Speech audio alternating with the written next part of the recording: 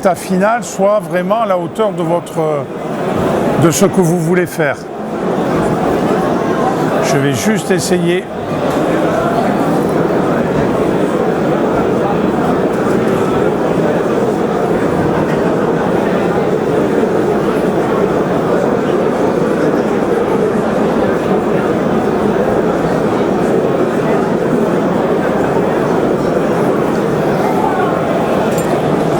Pour faire ça, vous pouvez tout à fait utiliser le noir. Hop, noir d'ivoire. Mais avec parcimonie. Hein. Jamais présenté.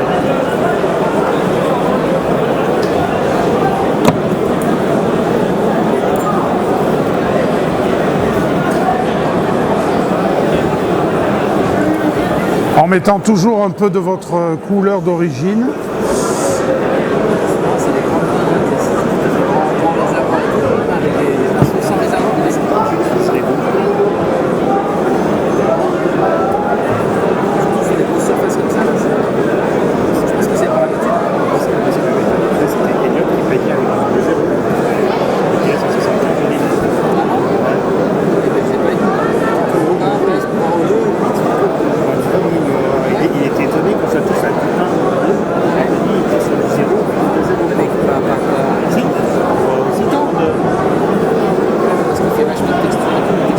Voilà, là tu peux essayer de prendre juste cette partie-là. Voilà, vous voyez là. Là, je suis repassé avec le noir mélangé avec le terre d'ombre brûlé et le rouge. Alors ça, c'est la sculpture qui est déjà prévue comme ça, mais je peux le rajouter moi aussi. Hein? Et dans ce cas-là, si vous le rajoutez, il faut toujours partir du principe que une griffure, c'est foncé à l'intérieur parce que c'est un peu à l'intérieur du cuir, mais sur les bords, c'est éclairé par rapport à votre éclairage à vous. Là, voilà, j'ai travaillé là sur l'intérieur, là. Je vais encore le monter un petit peu.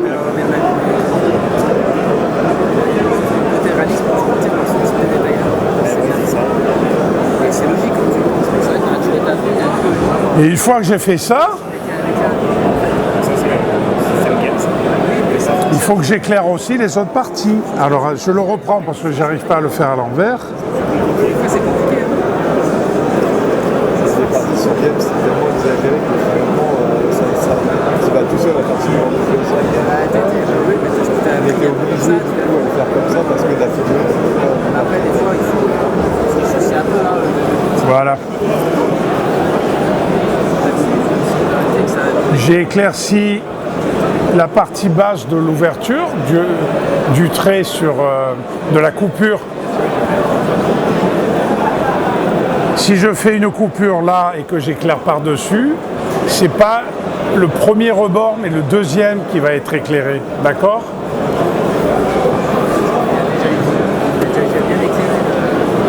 Voilà. C'est pas le premier rebord qui est éclairé, mais le deuxième. Puisque mon éclairage, je pars du principe que l'éclairage, même s'il n'est pas zénital, mais de côté, c'est toujours la partie qui est en dessous, qui est légèrement décalée, qui va être éclairée. Alors je sais, là, on coupe les cheveux en quatre, mais le but, c'est d'arriver à avoir ce détail-là, vous voyez. Petit à petit, je monte le détail. Je vais vous le faire passer, hein. J'ai mis un trait noir sur la partie qui est la griffure du cuir et je vais éclairer par-dessus. Parce qu'une griffure qui a été faite par les mouvements naturels du cuir, j'en reviens à ma photo de départ.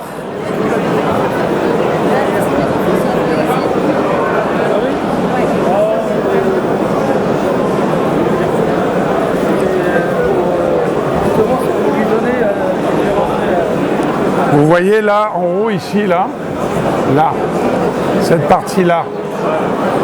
C'est exactement ça. L'intérieur est foncé, le dessus est clair, mais ce n'est pas l'éclairage qui fait ça. L'éclairage ne fait que le mettre en valeur, mais c'est le travail naturel du cuir. Ça, c'est ce que j'essaie de refaire là-dessus.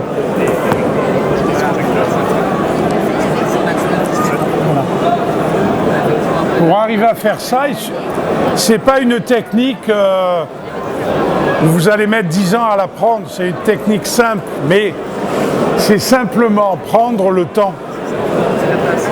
Le temps que je vais mettre sur cette surface, il y en a certains qui vont peindre le sac en entier.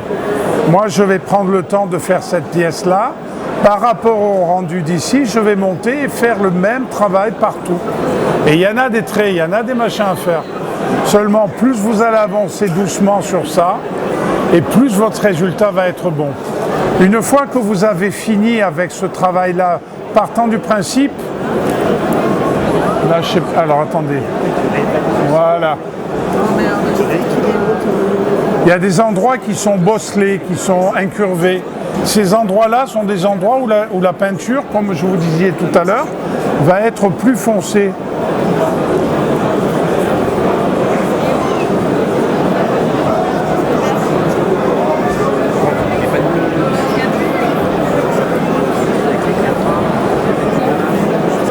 C'est vrai que moi, au bout d'un moment, je travaille sur la palette entière. Suivant ce que je fais, j'utilise ma palette entière. Hein? J'en reviens sur ça, je vais essayer d'aller un peu plus loin sur ça. Ça, c'est les anciennes, j'ai l'impression. C'est les anciennes. J'ai testé une fois les nouvelles, je les ai jetées. Je supporte pas les nouvelles. Les vieilles, je vais garder. Je trouve que c'est l'hiver. L'eau, elle se passe plus à travers. Je trouve qu'elle traverse pas assez tout de suite. Je les ai virés, je distribue les papiers de Patras, même si c'est les classiques. Ouais, c'est parce que je trouve. Je vais être toute nouvelle alors. Toute nouvelle, c'est bien. Moi, toute personne qui a fait ça. C'est ce genre avec les vieux qu'on fait des là, c'est chaud.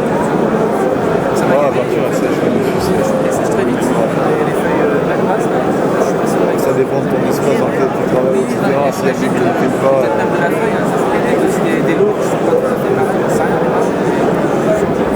Moi, je suis passé sur du papier de cuisson ce qui est le plus basique, limite légèrement ciré pour que la peinture on voit mieux la consistance. C'est là, c'est naturel. ouais, bah, c'est chiant, c'est qu'il faut la couper à chaque fois. Voilà, vous voyez, ça commence à apparaître là doucement sur cette partie-là, où vous voyez bien les détails de la sculpture qui ressortent. Si le sculpteur s'est emmerdé à faire les détails du cuir, autant que nous, on le mette en valeur. C'est dommage de passer à côté. Si par contre vous avez une surface qui est lisse, le sculpteur a fait le sac lisse, n'a pas mis les grains qu'il fallait, parce qu'il pensait qu'au départ c'était un tissu. Si vous voulez le transformer en cuir et que vous voulez avoir tous ces petits points, ces petites déchirures, alors il y a deux méthodes. La première méthode, c'est de le faire au scalpel directement sur la sculpture. L'inconvénient du scalpel, c'est que quand vous mettez le scalpel sur la partie à ouvrir, si jamais vous le relevez un peu, que le scalpel est planté, il va glisser. Et on maîtrise mal le chemin que l'on veut faire sur la déchirure. Moi, je vous conseille de prendre une pâte à reboucher. Vous pouvez en avoir chez Leroy Merlin ou autre, les enduits de rebouchage. Hein? C'est comme du plâtre. Vous le faites avec de l'eau. Vous le faites un peu plus liquide que la pâte à modeler. Et vous le mettez sur votre pièce. Une fois que c'est sec, vous pouvez sculpter dessus. Hein? Partant du principe que... Mais alors par contre, il faut sculpter partout, parce que votre cuir a besoin d'être sculpté partout. Hein? Concernant la lanière, là j'en suis toujours à ma partie, voilà cette partie-là, vous voyez. Au niveau du surpiquage qu'il y a ici, alors pourquoi c'est du cuir? Parce qu'il y a un surpiquage par-dessus. Généralement, quand c'est un vêtement en tissu, le surpiquage ne se fait pas parce que la doublure dessous, elle est cousue différemment. On fait le surpiquage justement pour faire bien tenir la doublure du cuir intérieur, pour qu'elle tienne bien. Ce surpiquage, on va s'en servir. Le surpiquage, c'est pareil. Quand l'aiguille arrive à l'intérieur, dans les deux cuirs, quand l'aiguille va se planter, le surpiquage va faire une petite descente, il y a la piqûre et ça va remonter derrière. c'est exactement ce qu'on voit là. Là, on voit que ça descend, là, et que ça remonte par derrière. Autant s'en servir pour mettre en valeur le travail que je veux mettre. À savoir, je vais un peu éclairer cette partie.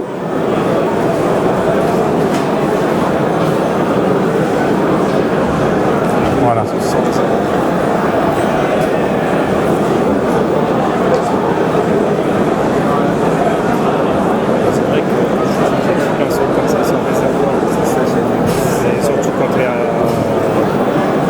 D'humidité dans la maison, que dalle, que tout de suite, tu arrives à la configurer, tu fais 3 traits. J'ai l'impression que c'est trop mal.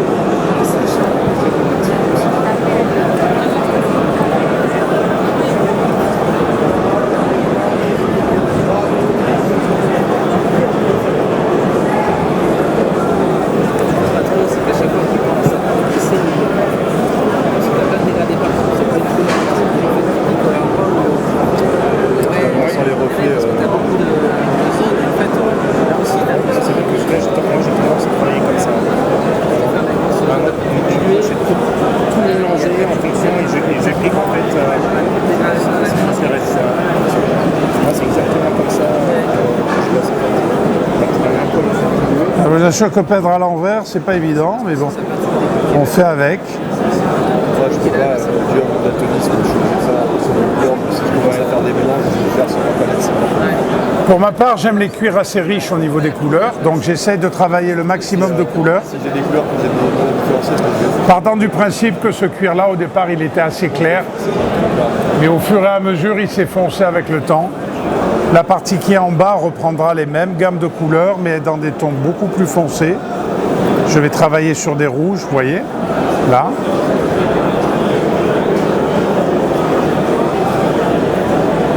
Et je peux rajouter aussi à certains endroits. Bon, là, on le voit sur la lanière. Là, on le voit qu'il y a des craquelures, vous voyez. Voilà.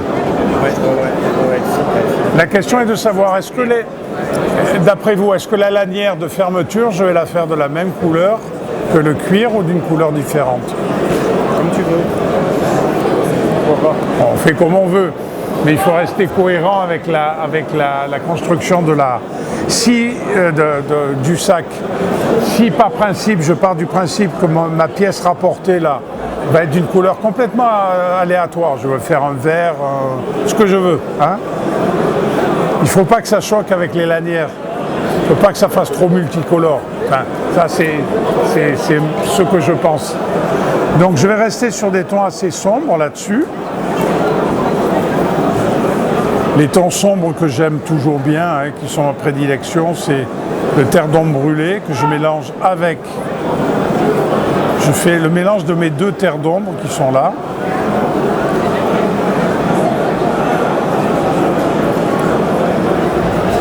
Et je rajoute mon vert, voilà. Je suis très proche de la couleur d'origine. Donc ici,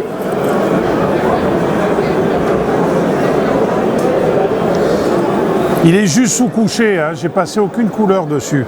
Donc je pars sur la couleur de base qui est le noir.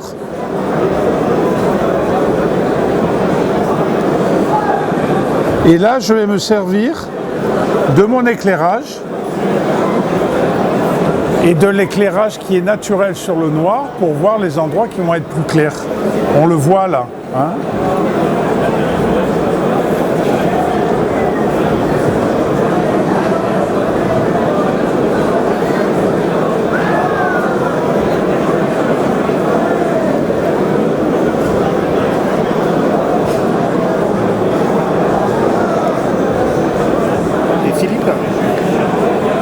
Les ajouts de nuances, de couleurs, du bleu, du vert, ce genre de choses-là, tu le fais à quel moment dans ton process? On peut l'introduire, le bleu, oui, les nuances de couleurs, le bleu, le vert que l'on peut rajouter. On peut très bien le faire là. On peut rajouter... Ah, c'est lourd. Il y a un bleu que j'aime bien, qui est un bleu profond.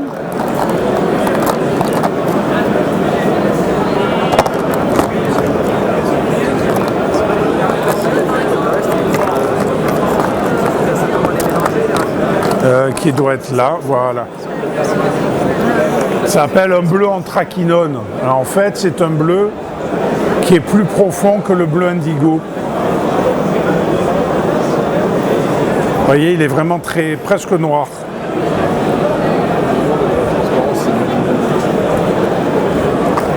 C'est comme un gris de pelle ou... Hein? C'est comme un gris de pelle ou... Ah ouais, non, c'est vraiment... C'est vraiment un bleu profond, hein, qui donne un rendu, quand je l'éclaire, assez clair. Mais si ce rendu, je le mets avec...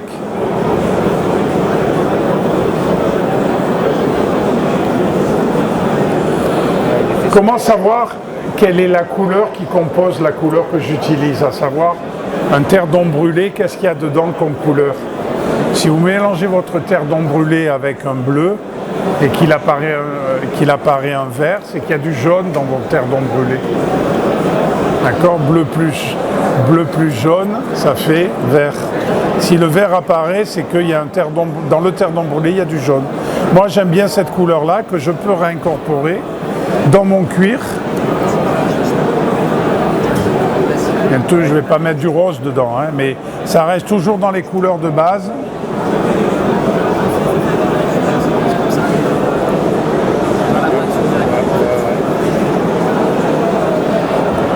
En partant toujours du même principe que quand je fais ça, je ne laisse pas d'entrée, je repasse toujours derrière la couleur que je veux au final, qui va naturellement venir se déposer là où j'ai mis le clair et qui va me donner une teinte qui est quand même intéressante.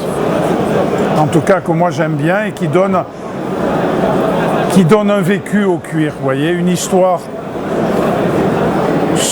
J'en reviens toujours à mon terre d'ombre parce que c'est un peu ma base avec le rouge, hein, que j'utilise énormément.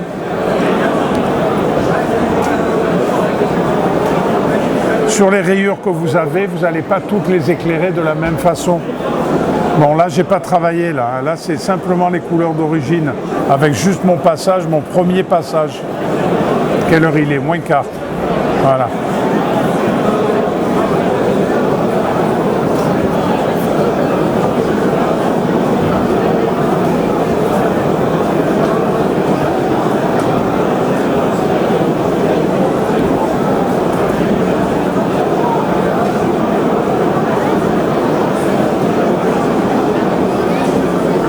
Alors attention, ce qu'on fait pour le cuir, on ne peut pas le refaire pour une peau. Si vous avez un buste d'une femme avec une belle peau, si vous faites ça, vous allez vous emmerder à essayer d'avoir une peau très nette, sur laquelle par exemple vous voulez faire des friennes dessus, des tatouages. Il faut que le rendu soit nickel, qu'il n'y ait pas de traces de pinceau.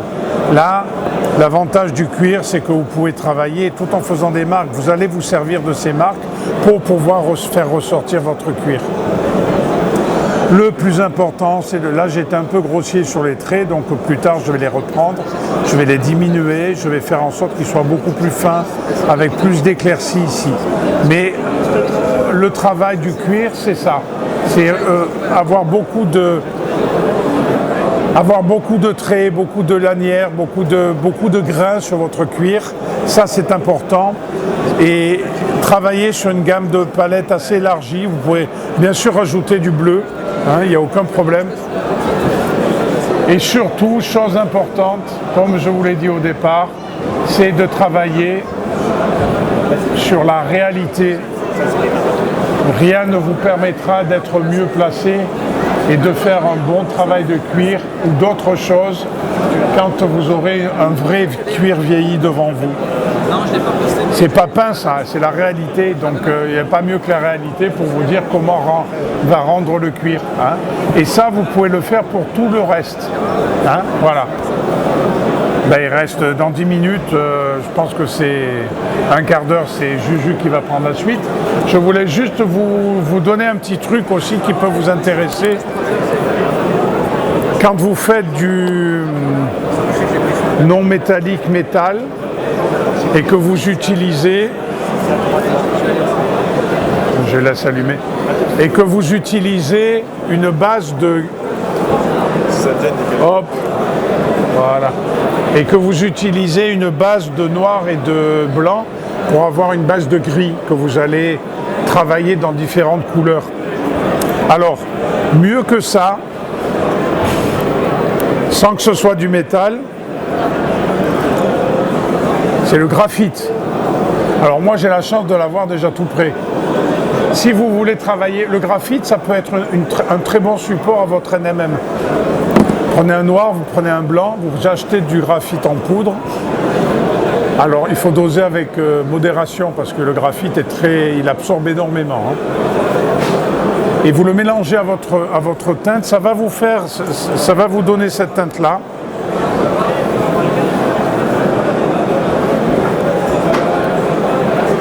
C'est une teinte qui est assez brillante, sans être du métal.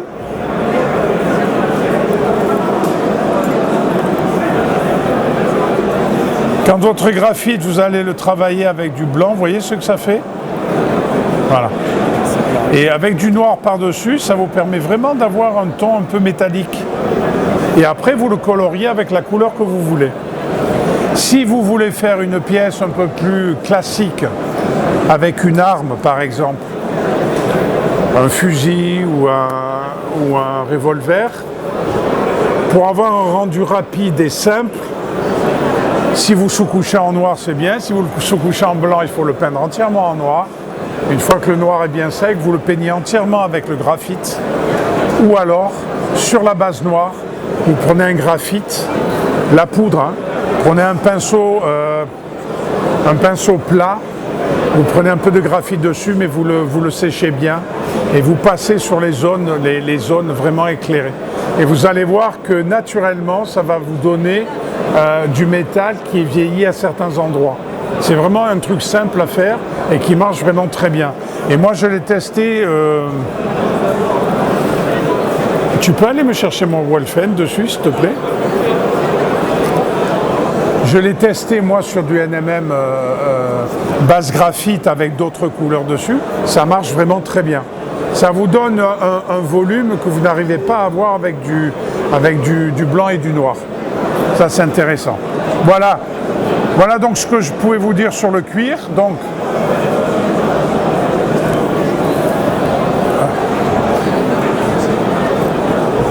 tu peux sur cette partie-là. Tu peux m'agrandir sur cette partie-là.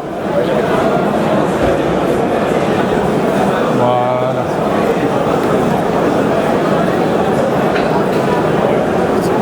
Voilà, j'ai utilisé du... Tu m'entends? Ouais.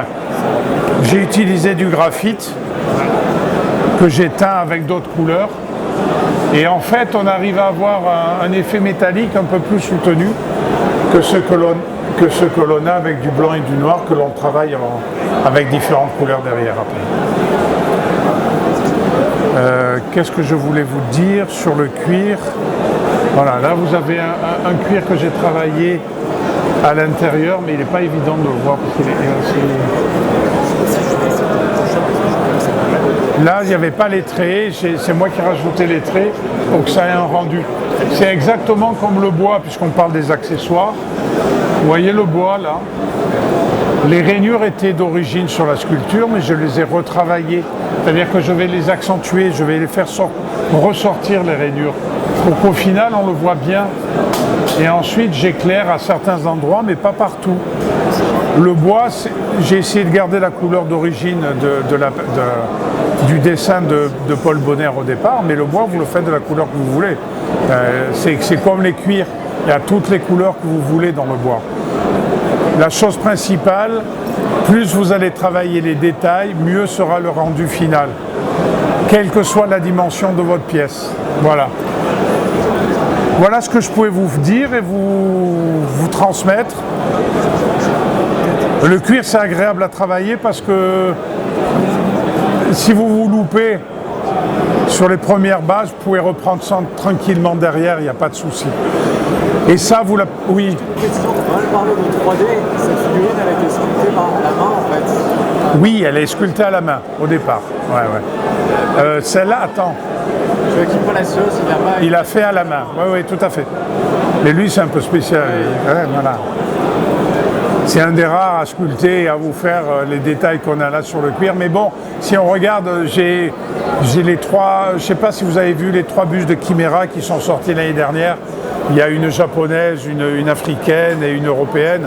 Si on regarde de près, je suis en train de commencer l'africaine, il y a vraiment énormément de détails. Et en fait, il a essayé de rendre la texture. Mais cette texture, n'oubliez pas que vous pouvez la faire en trompe-l'œil. Hein, si elle n'existe pas, vous pouvez la faire vous aussi. Et pareil pour les rendus de poils. Je vais vous le montrer sur une pièce que j'avais faite il y a quelque temps. Hop.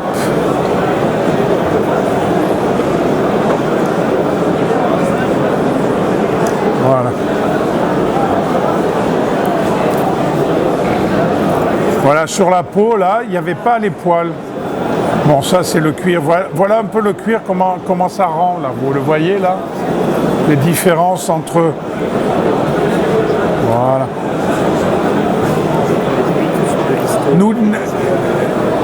En fait, il faut vraiment rajouter de la couleur que vous n'avez pas l'habitude de rajouter sur votre peau. Par exemple, là, vous voyez à certains endroits ici, j'ai mis du vert.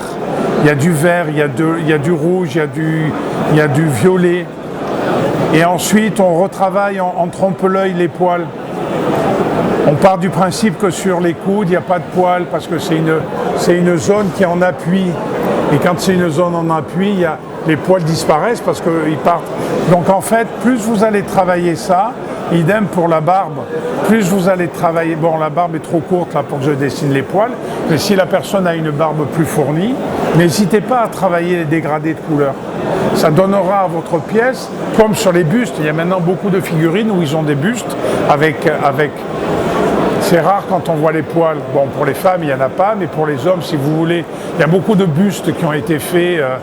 Big Child en a sorti il y avait toute une série de guerriers avec une hache, et donc ils avaient le torse, mais il n'y avait pas les poils. Rajoutez-les poils. Hein, rajoutez-les. Ça donne toujours une ampleur, une dimension différente au travail que vous voulez rendre. Voilà. Tout est dans le rendu final que vous voulez faire vous. Voilà. Voilà. Je crois qu'on arrive à plus de questions. Ouais, les questions. Ah oui. Si vous avez des questions et que je peux y répondre, surtout, c'est volontiers. Bon, c'est Juju qui vient derrière moi et Julien va vous faire... Philippe, je peux regarder? Oui, bien sûr, prends-la. Il va vous faire l'OSL. OSL, vous savez ce que ça veut dire? Voilà.